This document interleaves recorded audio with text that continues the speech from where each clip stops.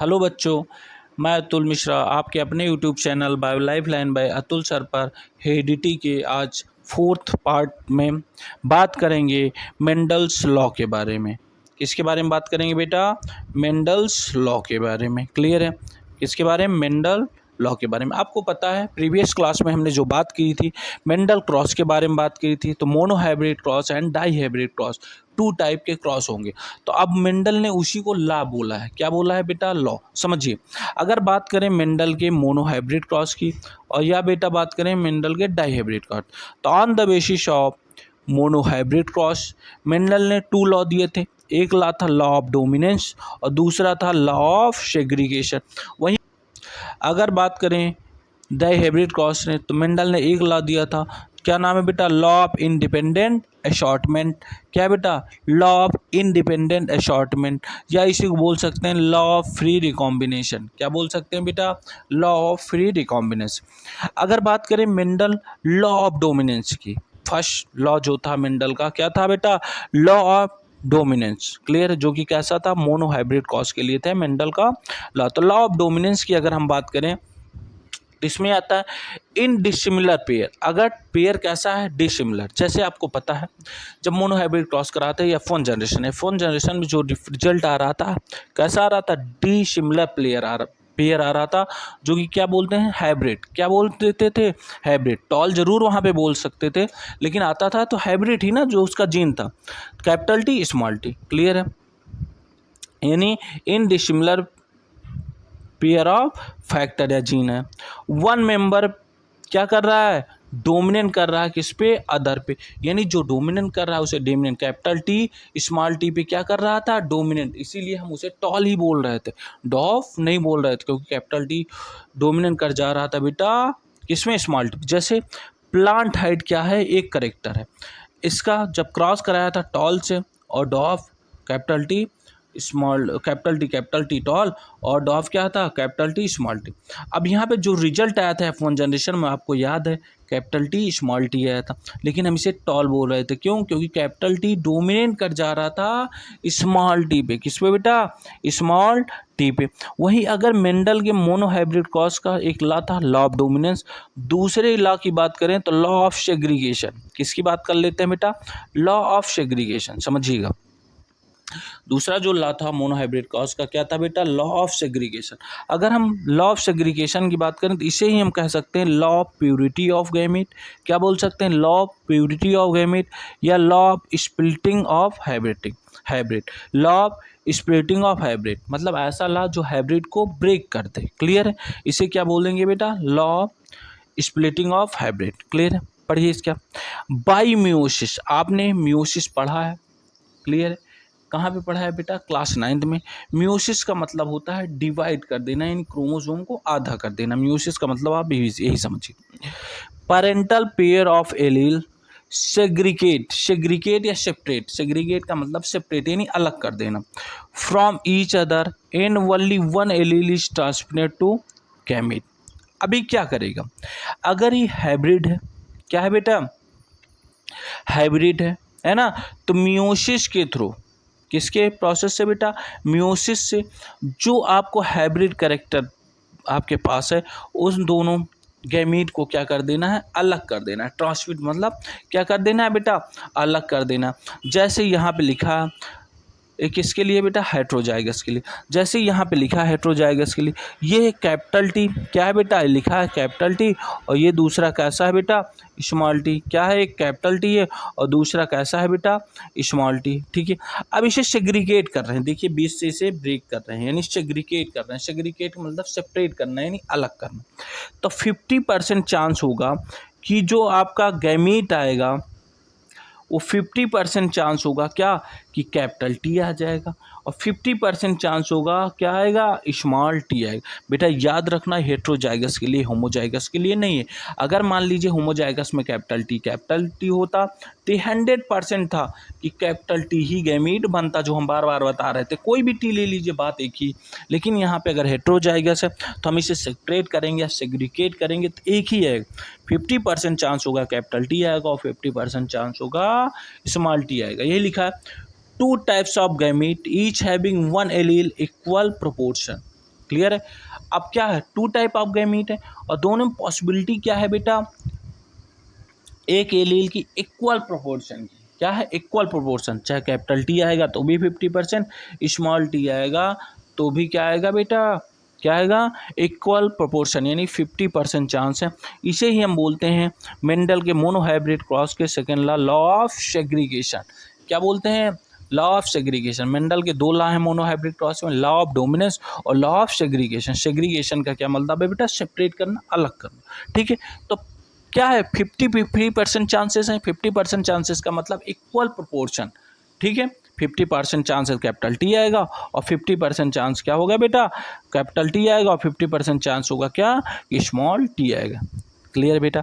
ये हो गया है मेंडल किसके बेसिस पे, on the basis of monohybrid cross. Mendel के कितने लॉ थे, 2, एक लॉ ऑफ डोमिनेंट, दूसरा क्या था बेटा, लॉ ऑफ सेग्रीगेशन। क्या था बेटा, लॉ ऑफ सेग्रीगेशन। अब बात करते हैं on the basis of dihybrid cross. किसके बेसिस पे बेटा, डाई हाइब्रिड क्रॉस पे।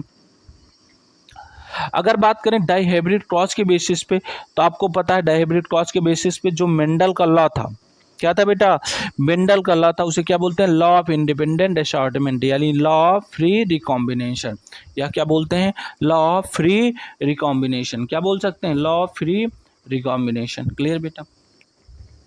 अब इसको पढ़िए, when two pair of a trait are combine.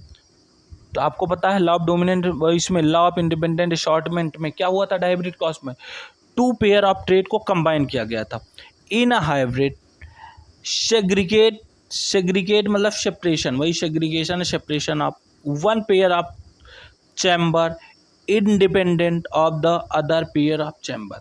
अगर देखो टू पेयर को कंबाइन किए थे, कंबाइन करने के बाद आपको याद होगा तो उसमें हाइब्रिड रिजल्ट आया था। हाइब्रिड रिजल्ट क्या आया था, क्या आया था बेटा, राउंड एलो F1 जनरेशन में यही आया था, राउंड एंड एलो हाइब्रिड आया था।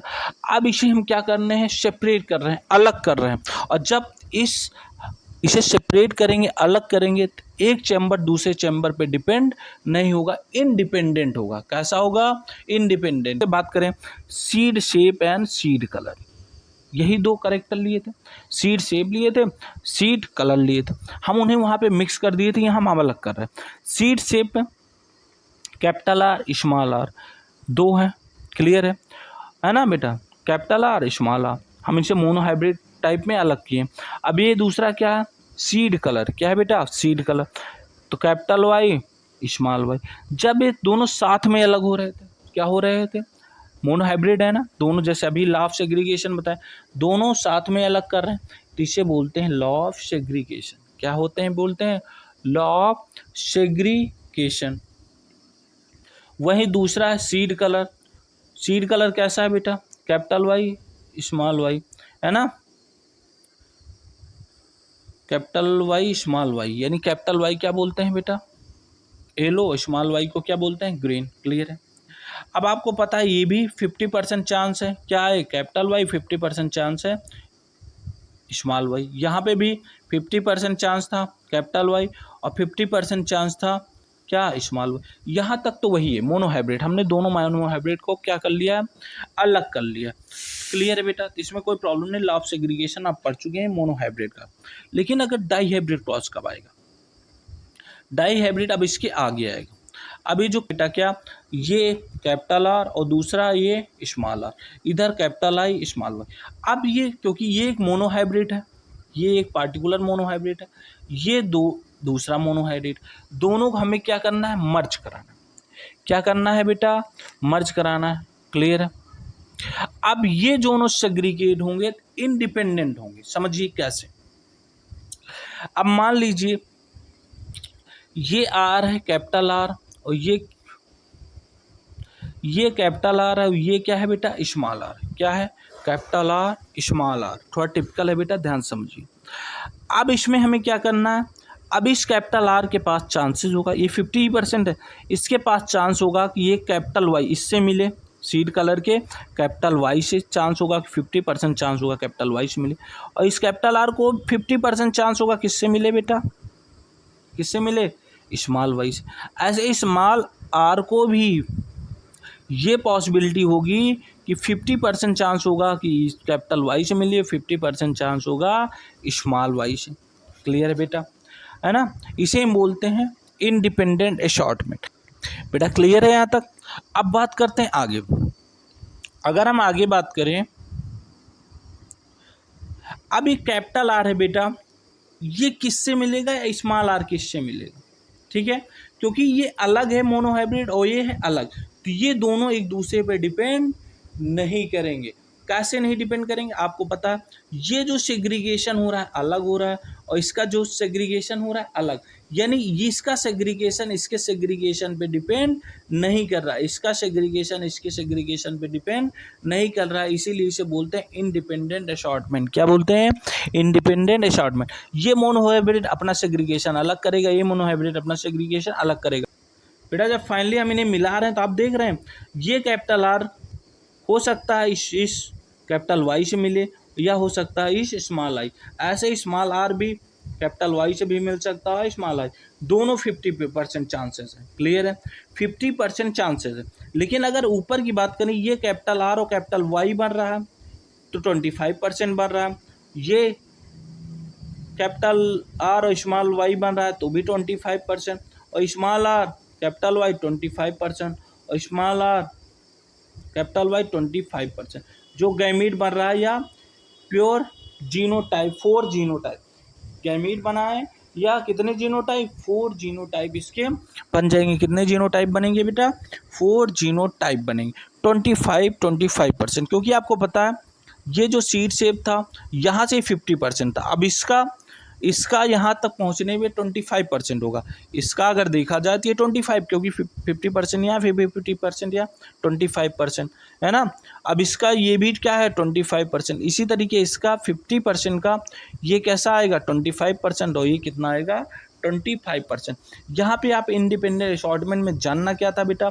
आपको जानना इतना था, क्योंकि मोनोहाइब्रिड क्रॉस किससे बना है बेटा? मोनोहाइब्रिड क्रॉस जो बना है, जो डाईहाइब्रिड क्रॉस बना है 2 मोनोहाइब्रिड क्रॉस से बना है। किससे? 2 मोनोहाइब्रिड क्रॉस से मिलके बना है। तो इसका जो सेग्रीगेशन है ये अलग है और इसका सेग्रीगेशन है अलग है, यानी दोनों मोनोहाइब्रिड अपना सेग्रीगेशन अलग अलग करेंगे, एक दूसरे पे डिपेंड नहीं होंगे, इसीलिए इसे बोलते हैं लॉ ऑफ इंडिपेंडेंट असॉर्टमेंट। क्या बोलते हैं? Law of independent assortment. यही लिखा है, सेग्रीगेशन है separation of one pair of chamber, independent होता है and other pair of character पे। क्लियर बेटा। अब बात करते हैं इस चैप्टर के लास्ट पार्ट की, जिसका नाम है सेक्स डिटर्मिनेशन। क्या बेटा? Sex determination. The process by which sex of a new born individual is determined is called sex determination. ऐसी प्रोसेस जिसके थ्रू जो न्यू बॉर्न इंडिविजुअल है उसके सेक्स के बारे में जानना, इसे हम बोलते हैं सेक्स डिटर्मिनेशन। ठीक है बेटा। अगर हम सेक्स डिटर्मिनेशन की आगे बात करें तो इसमें कुछ फैक्टर इफेक्ट करते हैं, फैक्टर अफेक्टिंग सेक्स डिटर्मिनेशन। तो पहला नॉन जेनेटिकली फैक्टर, दूसरा है जेनेटिकली फैक्टर। अगर नॉन जेनेटिकल फैक्टर बात करें तो इन्वायरमेंटल क्यूज, इन्वायरमेंट का कैसा इफेक्ट है, जैसे इन्वायरमेंटल क्यूज किस में आएंगे? टर्टल्स में आ सकते हैं, एलिगेटर्स में आ सकते हैं, crocodile, which fertilise egg are determine sex, है ना। क्लियर बेटा। ये इन्वायरमेंटल क्यूज, यानी जो इनका एग होगा फर्टिलाइज होगा वो डिपेंड करेगा किस पे? टेम्परेचर पे, इन्वायरमेंट पे। किस ऑर्गेनिज्म बेटा? Turtle, alligator, crocodile. क्लियर है, इन सब के। In snail individuals can change sex. अगर बात करें स्नेल में तो क्या कर सकता है? इंडिविजुअली अपने सेक्स को क्या कर सकता है? चेंज कर सकता है। अब बात करें जेनेटिकली किस में इफेक्ट करता है? तो इन ह्यूमन, किस में बेटा? ह्यूमन में। Gene inherited from the parent decide the sex of the offspring. Clear बेटा। जो ये ह्यूमन बीइंग है इनमें चाइल्ड का कैसा सेक्स होगा वो डिफाइन करेगा उनके पेरेंट। क्या डिफाइन करेंगे? कौन बेटा? उनके पेरेंट। और पेरेंट कैसे डिफाइन करेंगे? उन पेरेंट में कौन सा जीन उस बच्चे के पास ट्रांसफ़र हो रहा है, उसी के थ्रू क्या कर पाएंगे बेटा? पेरेंट डिसाइड कर पाएंगे। वहीं अगर हम नॉन जेनेटिकली में बात करें तो इन क्या हो रहा था? इसमें टेम्परेचर डिसाइड कर रहा था। क्या बेटा? टेम्परेचर डिसाइड कर पा रहा था तो कि चाइल्ड कैसा होगा, मेल होगा या फीमेल होगा। क्लियर है बेटा? अब बात करते हैं sex determination in human being, जो आपके सिलेबस में है। अगर हम सेक्स डिटर्मिनेशन ह्यूमन बीइंग की बात करें तो ह्यूमन में टोटल जो क्रोमोजोम होते हैं 46। कितने क्रोमोजोम होते हैं बेटा? 46 क्रोमोजोम हो सकते हैं। 46 को हम क्या बोल सकते हैं? 23 पेयर। कितने पेयर? 23 पेयर। अब 46 में अगर बात करें 44 या 22 पेयर, जिन्हें हम बोलते हैं आटोसोम। आटोसोम चाहे मेल हो चाइल्ड हो या फीमेल चाइल्ड हो, दोनों में कैसा होगा? सेम होगा। इसीलिए लिखा है chromosome that are not really involve in sex determine. ये जो क्रोमोजोम होता है आटोसोम, और सेक्स डिटरमाइन नहीं करता। ये चाहे मेल हो या फीमेल हो, दोनों में होता है और सिमिलर होता है। क्लियर? कौन? आटोसोम। आटोसोम कितने होते हैं 46 में? तो 46 क्रोमोजोम में आटोसोम कितने होते हैं बेटा? 44 क्रोमोजोम। कितने? 44 क्रोमोसोम यानी 22 पेयर। क्लियर बेटा? वहीं 2 क्रोमोजोम या 1 पेयर क्रोमोजोम को बोलते हैं एलोसोम। क्या बोलते हैं? एलोसोम। या इसे ही हम बोल सकते हैं सेक्स क्रोमोजोम, क्योंकि जो डिसाइड करता है determine person gender on 23rd pair of chromosome. Clear बेटा? जो ये एक पेयर बचा हुआ है वो कौन सा पेयर है? 23rd पेयर, जो को डिफाइन करता है ना, पर्सन का सेक्स कैसा होगा यानी जेंडर कैसा होगा। क्लियर बेटा? Both male female dissimilar. यहाँ पे जो होंगे एलोसेम, उसमें मेल और फीमेल का जो जीन होगा यानी जेंडर होगा वो क्या होगा? डिसिमिलर। जैसे मेल होगा तो उसे हम डिनोट करेंगे XY से, और फीमेल होगा तो बेटा XX, यानी मेल कैसा होगा? हेट्रोजाइगस। कैसा होगा बेटा? हेट्रोजाइगस कंडीशन पाई जाएंगी। ठीक है बेटा? तो ये हो गया आटोसोम एंड एलोसेम के बारे में। अब हम क्रॉस करवाते हैं। क्या कराते हैं बेटा? क्रॉस करवाते हैं। देखिए, क्रॉस करना आप सीख चुके हैं। सबसे पहले क्या लेना है? Parent character.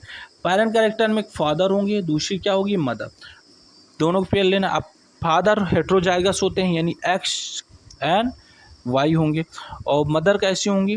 XX chromosome.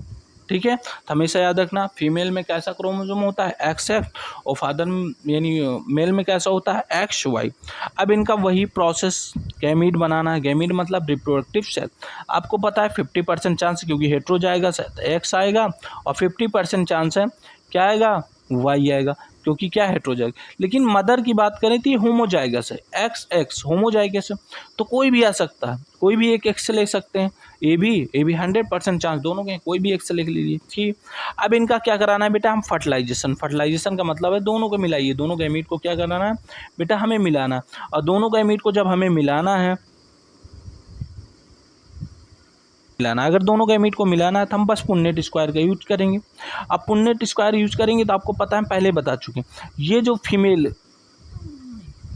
अब कोई भी लेक्स, आप देखिए ये मेल है उसे हमने ऊपर रखा है, और फीमेल को क्या रखा है? लेफ्ट साइड में। कहाँ रख दिया है? लेफ्ट साइड में। आप कोई भी कर सकते हैं, मेल को इधर कर सकते हैं, फीमेल को उधर कर सकते हैं, बस जनरली आप जानने के लिए। अब क्या बनाएंगे? Zygote form after fusion of gamete. अब इन गैमीट को बनाएंगे तो क्या बन जाएगा बेटा? जाइगोट। जैसे यहाँ पे X है, X है, XX मिला तो क्या बन गया? फीमेल।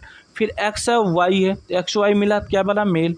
फिर XX मिला तो फिर फीमेल, और XY मिला तो मेल। यानी 50% प्रोबेबिलिटी है फीमेल चाइल्ड बनेगा, और 50% ही प्रोबेबिलिटी है क्या बनेगा बेटा? Male child. देख लीजिए, 2 फीमेल हैं और 2 मेल है, यानी 50% चांस है क्या? फीमेल चाइल्ड बनेगा, और 50% चांस है बेटा क्या? मेल चाइल्ड बनने की। क्लियर? इसीलिए जो फिनोटिपिक रेशियो आता है कि मेल है या फीमेल है, 1-1 आता है। 1-1 क्यों आएगा? 50% चांस है ना। क्लियर?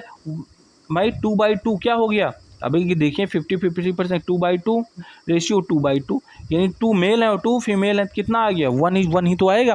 तो रेशियो क्या आ गया बेटा? 1:1। वहीं जीनोटाइपिक रेशियो की अगर बात करें तो XY हो सकता है और XX हो सकता है। ठीक है? तो ये भी 2:2 आएगा, ये भी रेशियो क्या आएगा? 1। यानी फिनोटिपिक रेशियो हो या जीनोटिपिक रेशियो आएगा 1:1 ही आएगा। क्या आएगा बेटा? 1:1। क्यों? क्योंकि 50% चांस है फीमेल बने और 50% ही चांस है मेल चाइल्ड बने। क्लियर बेटा। अब बात करते हैं कुछ इम्पोर्टेंट पॉइंट हैं। क्या है बेटा? कुछ इम्पोर्टेंट पॉइंट हैं, इसे हम जान लेते हैं। आपके एग्जाम के लिए पॉइंट क्या है important? The sex of child determined by what inherit from the father. हमेशा सेक्स ऑफ चाइल्ड, क्योंकि हेट्रोजाइगस किसमें है? फादर में, इसीलिए वही डिसाइड करेगा कि मेल चाइल्ड होगा या फीमेल। क्लियर बेटा। अगर उस जो बेबी है उसके अंदर वाई क्रोमोसोम वाला जीन चला गया तो क्या हो जाएगा बेटा? क्योंकि फीमेल से एक्स ही आना है तो वाई एक्स मिल के मेल चाइल्ड बना लेगा। लेकिन अगर मेल से क्या चला गया बेटा? एक्स क्रोमोसोम चला गया, एक्स क्रोमोसोम वाला जीन चला गया उस बेबी के अंदर, फीमेल से तो एक्स ही आना, तो एक्स एक्स मिल के क्या बना देगा? फीमेल। यानी मेल ही डिसाइड करेगा कि चाइल्ड कैसा होगा, मेल होगा या फीमेल होगा। हमेशा याद रखिए फीमेल इसके लिए रिस्पॉन्सिबल नहीं होती कि मेल चाइल्ड होगा या फीमेल चाइल्ड। क्लियर है। दूसरा point, the sex of child determine at the time of fertilisation. अब जब फर्टिलाइजेशन यानी जब गैमीट मिल रहा है उसी समय डिसाइड हो जाएगा कि चाइल्ड कैसा होगा। When male and female gamete fuse और फॉर्म कर देता है जायगोट का। दोनों male and female gamete fuse होंगे और क्या बेटा बना देंगे? जायगोट। हमेशा याद रखना है ना। और रिजल्ट भी याद रखना। क्या रिजल्ट याद रखना है? यही बेटा F2 जनरेशन का रेशियो बहुत इंपॉर्टेंट है ना। इसमें रेशियो क्या आएगा? चाहे फिनोटिपिक हो या जीनोटिपिक हो, 1:1। क्यों? क्योंकि 50% प्रोबेबिलिटी होगी फीमेल चाइल्ड होगा, 50% ही प्रोबेबिलिटी होगी मेल चाइल्ड होगा। क्लियर है बेटा, है ना। क्या बनेगा दोनों फ्यूज होके? जायगोट। क्या बनाएगा? जायगोट। क्लियर है बेटा इतना यहाँ तक? ठीक है। ये कौन सी जनरेशन है? F1 generation. कौन सी जनरेशन? F1 generation. ठीक है बेटा, आपका ये हेरिडिटी चैप्टर यहीं पे फिनिश होगा। अगर ये चैप्टर समझ में आया हो तो वीडियो को लाइक करिए, शेयर करिए एंड सब्सक्राइब करिए। Thank you.